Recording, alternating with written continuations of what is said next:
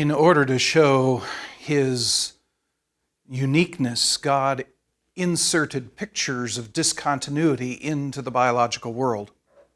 In order to show his infinity, God, in fact, put a discontinuity, a spectrum of perfection of discontinuity into the world. Now, this session is going to deal with that. What is that spectrum of discontinuity? What does it mean? What does it look like? And it is a bit challenging here. You have to hold on and listen closely on this one. We're going to begin with evidence of discontinuity between species, between individuals in species. When you think of two organisms of the same species, two human beings or two rabbits or two dogs, you'll find that, of course, the two individuals are extremely similar. They can readily mate with one another, so any dog with any other dog, any rabbit with any other rabbit. And these two evidences suggest that there is continuity or similarity between the individuals of a species, showing no discontinuity because they can mate with each other and they are so similar. Yet at the same time, they have separate bodies. They have different DNA, usually, with the exception of identical twins. They have, in fact, the same, very, very different DNA arrangements. And so there's evidence of both this continuity, in terms of mating and so on, and discontinuity. But given how much continuity there is, the discontinuity is rather shallow. It is easily crossed over. Organisms can mate with one another, so clearly there's not so much discontinuity that they cannot do that. And I call this kind of discontinuity extremely shallow discontinuity, like whether you can cross a stream or not. If it's really, really shallow, you can cross it easily. And in this case, it is easy to cross over the discontinuity, so I call it extremely shallow. If we consider another group of organisms in the world, namely varieties, cultivars, and breeds. What I'm talking about here is, let's say, within the dogs, we're going to talk about breeds of dogs. These are not things that occur in the natural world, but as we have mated dogs with one another and have chosen characteristics that we like in particular dogs, we have landed upon or discovered certain combinations of traits that we find attractive. We found a set of traits in an organism that we came to call the St. Bernard, that we like that combination of traits. And so that type of dog with that combination of traits is a breed, the St. Bernard breed. We've done the same thing with plants. We like a particular rose color or a particular orchid color or a particular orchid shape, and that becomes a cultivar. Usually in the plants we call that a cultivar.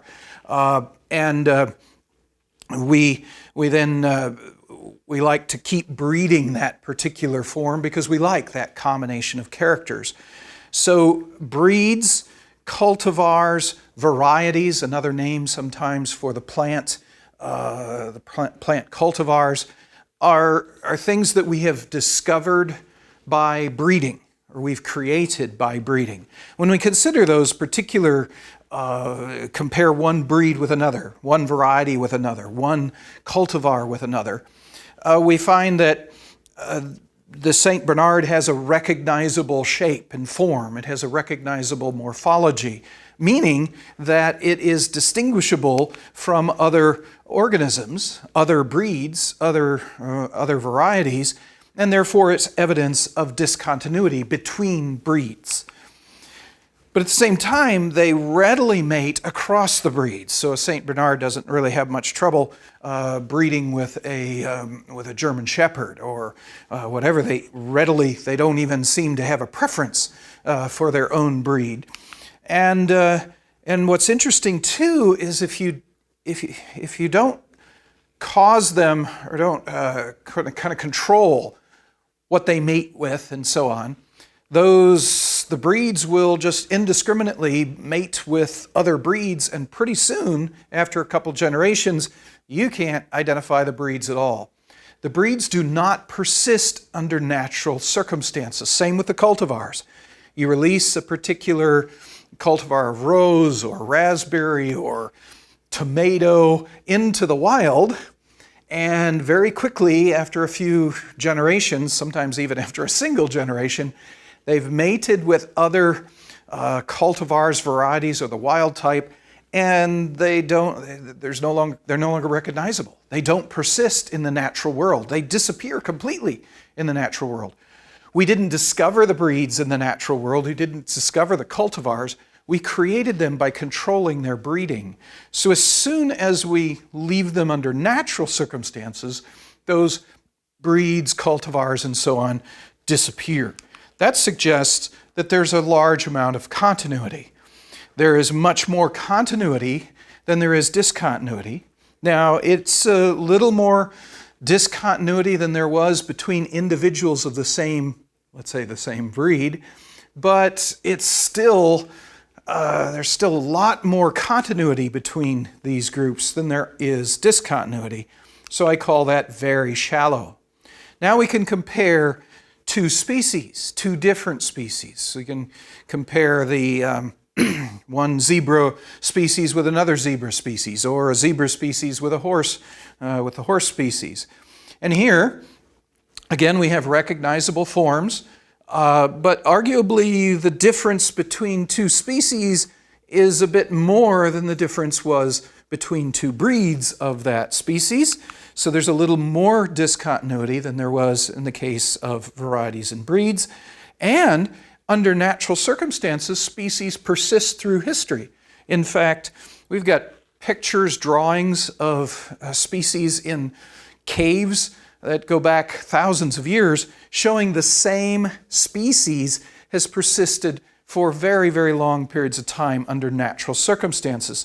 So unlike breeds and varieties, there's more discontinuity that persists through time. And in fact, if you look at the fossil record, we find that species tend to stay unchanged from layer of rock to layer of rock. There's something we call in the fossil record species stasis, meaning they don't change. And so not only do they persist in human history for thousands of years, they're even not changing for even longer periods of time in the fossil record. Also, in the fossil record, when we find them first appear, they often appear very quickly, meaning in the layer just below the very first individual fossil of that species, we don't find a transition from another species. It's something that the paleontologist Stephen Jay Gould called abrupt appearance, that you might even have in that previous rock layer, that lower rock layer, another species that is very similar, but you don't have individuals that make the transition readily, smoothly from one species to another. The one species seems to appear abruptly in the fossil record, suddenly in the fossil record, suggesting there's a gap between the two species that is jumped. This stream that you're crossing here isn't waded through, it's jumped over in this fashion. All these things suggest discontinuity between species that is greater, larger amount of discontinuity than the discontinuity between breeds of the same species. But at the same time, I've already referred to instances where two species are known to exist side by side, and in the zone at the contact between the two species, we have a hybrid zone in some cases, where between the two species there are intermediates. It looks like the two species crossed with each other, mated with each other, produced hybrids between those two species that suggest that it's possible to cross that stream there. So it's not so much discontinuity that you can't cross it. It's not so much discontinuity that you can't wade across. In fact, there are intermediates between them. Also, there are very many, and I've already referred to this before, but there are many interspecific hybrids where we've taken individuals from two different species and crossed them, and they produce a hybrid. a very large percentage of species, in fact, can interbreed with another species similar to it. The hybrid zones and interspecific hybrids, in fact, point to continuity between species. We have much more discontinuity between species than we saw between breeds and cultivars, but we also have less continuity between species. So we have still, I would say, more continuity than discontinuity, but it's a shallow discontinuity. This is a spectrum of perfection of discontinuity. Extremely shallow discontinuity between individuals within a species. Very shallow, not a little bit deeper discontinuity between varieties, cultivars, and breeds. Shallow discontinuity between species. We move up to the next biggest group. Species are classified into genera. We look at the genus level, and again we have recognizable forms, but the difference between two genera tends to look a little bit more, bigger gap between genera than there is between species. We find no examples of hybrid zones, so the evidence of continuity that we had between species we do not recognize between genera. We find fossil stasis. When a genus appears in the fossil record, it persists through the fossil record unchanged, just like we find with the species. They appear abruptly in the fossil record, no transition from anything that comes before, like species. These are all evidences of discontinuity, and it's a little bit more discontinuity than there was between species. We do have, however, some evidence of continuity. We do have, although we don't have hybrid zones, we do have instances where we cross two different genera to produce hybrids. So we have intergeneric hybrids, which evidence continuity. We also have in the fossil record some instances where a series of species are found between genera. And in fact, some instances where genera and successive layers are laid out one after another as if they're transitioning from one genus to another, suggesting continuity. Not as much continuity as there was with species. So genera show more discontinuity, a little bit less continuity, so I call that a semi-deep discontinuity. We've already referred to Brahman's created kinds, which technically in the creationist literature, those things we believe are Brahmins or created kinds we call holobrahmins. Those holobrahmins show no evidence of continuity between them. There's no hybrid zones, there's no fossil record intermediates. We know of no instances where two different created kinds or Brahmins cross with each other. So I've called that deep discontinuity. So we're continuing with our spectrum of perfection with increasing discontinuity. We also classify our created kinds into higher groups. So for example, there might be a created kind of the dogs, created kind of the cats, and then those two groups are grouped together into a higher group of the carnivores. And then the carnivores are grouped with other groups into a larger category, let's say the mammals. The mammals are grouped with other animals into the vertebrates. The vertebrates are classified together with other animals into the animals. And the animals are grouped with the plants into the kingdom, into higher kingdoms, higher groupings. So there's successive groups as we go up. And each group, as you go up to the next level, they seem to get more different from each other than the groups were within. So we're increasing the amount of discontinuity. We go from deep discontinuity between Brahmins or created kinds to even deeper discontinuity between higher and higher groupings of those created kinds. And then finally, the very largest discontinuity is actually between all the organisms of the earth and everything else, between life and non-life.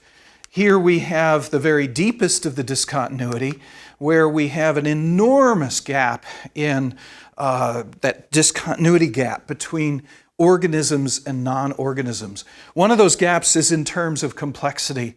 The very simplest organisms that we know of, like bacteria, are hugely more complex than the most complex thing that is found outside of life. Even the molecules, we're going to talk about this in a future chapter, even the molecules of which the bacterium is made are vastly more complex than any of the molecules found in the non-living world. The non-living world has never been known to generate life. Life has never come from non-life, that the law of biogenesis. We have never even seen the molecules that are found in organisms generated naturally outside of organisms. When you're outside of life, not only can you not get life, you can't even get the molecules of life generated. So there's apparently a very big discontinuity between life and non-life in not just the issue of life versus life, but also even the molecules that make up life. Humans have never been able to create life.